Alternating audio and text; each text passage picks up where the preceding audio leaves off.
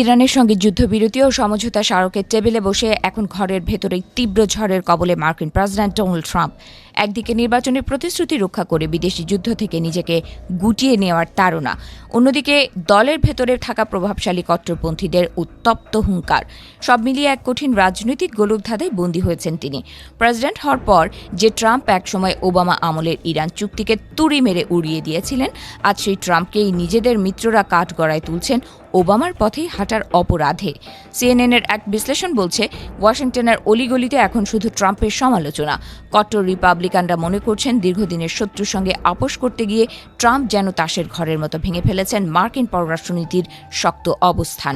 তাদের আশঙ্কা, তেহরানকে অতিরিক্ত ছাড় দিয়ে ট্রাম্প প্রকৃতপক্ষে ইরানের কাছে আত্মসমর্পণ করেছেন।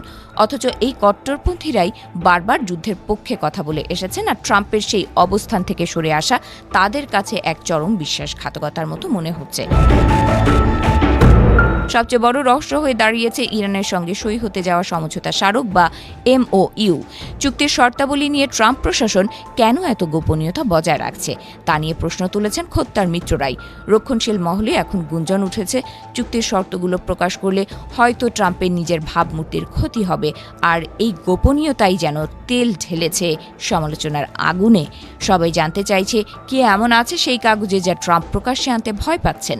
দীর্ঘদিন ধরেই ইরান বিরোধী কঠোর অবস্থানের প্রতীক হিসেবে পরিচিত সেনেটর লিন্ডজে গ্রাহাম সরাসরি চ্যালেঞ্জ ছুড়ে দিয়েছেন। তিনি সাফ জানিয়ে দিয়েছেন, ইরানকে ছাড় দিয়ে যে কোনো চুক্তি সই করা হলে তা অবশ্যই কংগ্রেসে ভোটাভুটির মাধ্যমে পাশ হতে হবে।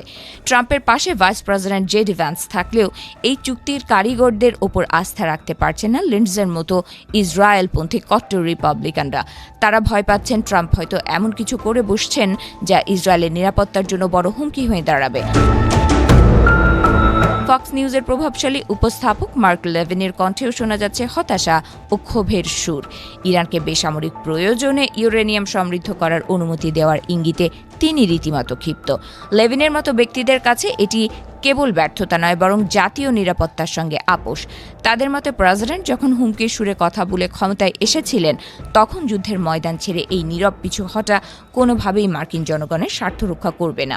এদিকে ন্যাশনাল রিভিউ এর মতো রক্ষণশীল পত্রিকাগুলোর সম্পাদকীয়তে ট্রাম্পের সমালোচনা করা হয়েছে নজিরবিহীনভাবে। ওবামা প্রশাসনের সেই ব্যর্থ চুক্তির ছায়া দেখছে তারা ট্রাম্পের এই সমঝোতায়। তাদের ভাষায়, প্রেসিডেন্টের করা কথার পর যদি এমন একটি নমনীয় চুক্তি চূড়ান্ত হয়, তবে তা বিশ্বমঞ্চে যুক্তরাষ্ট্রের জন্য হবে চরম অপমানের। তারা বলছেন, ব্যালিস্টিক ক্ষেপণাস্ত্র কর্মসূচি নিয়ন্ত্রণ করতে না পারার আশঙ্কা চুক্তির ভিত্তিকেই শুরুতেই দুর্বল করে দিয়েছে। ট্রাম্পের ঘনিষ্ঠজন হিসেবে পরিচিতদের মধ্যেও ফাটল ধরেছে। সাবেক পররাষ্ট্রমন্ত্রী মাইক পম্পেওর মতো নেতারাও সতর্ক অবস্থানে থেকে প্রার্থনা করছেন যেন এই চুক্তি মার্কিন স্বার্থকে বিসর্জন না দেয়। আর এরিক এরিকসনের মতো ভাষ্যকাররা আরও এক ধাপ এগিয়ে সরাসরি অভিযোগ করেছেন ট্রাম্প আত্মসমর্পণ করেছেন। তাদের মতে যারা মার্কিন রক্ত ঝরিয়েছে তাদের সঙ্গে এ ধরনের সমঝোতা কেবল অপরাধীদেরই সাহস বাড়াবে, শান্তির পথ প্রশস্ত করবে না।